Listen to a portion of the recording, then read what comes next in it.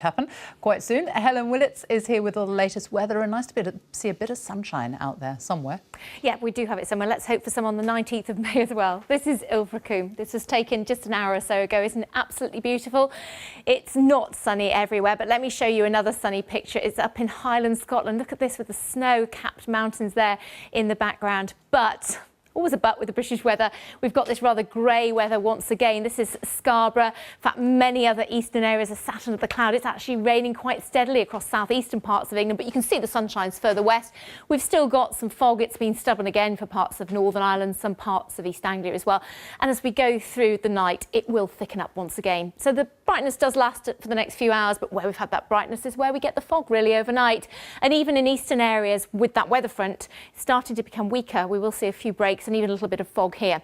Now, these are the towns and city temperatures. So in the countryside, like last night, it'll get down towards freezing. So it could be freezing fog that we're contending with for the drive tomorrow. But some hope of it lifting a little earlier than it has done in recent days for Northern Ireland, because we stiffen the breeze through the day. Probably a good deal of sunshine again to start across Scotland, albeit rather cold and with the fog. The fog again, we think northwest England, parts of the Midlands and west parts of Wales, East Wales, down towards the West Country, central and southern England.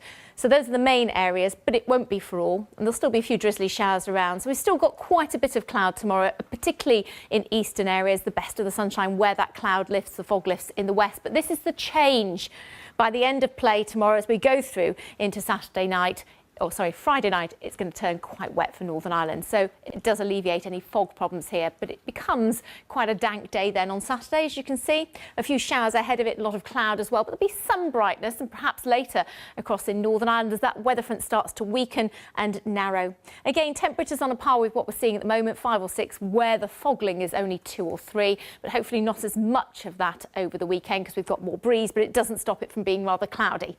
And that first weather front gets swamped by this next weather front coming in later in the day on Sunday. So again, just a lot of cloud, a lot of dry weather, but this does signify quite a big change. Look at that, a spell of heavy rain, gale force winds sweeps its way eastwards during Sunday night into Monday, and behind it, you may have heard we're in for a blast of colder air once again, and it will feel bitter actually because the wind's strengthening at times to gales or severe gales. So always with that cold air, we'll go with the risk of some snow.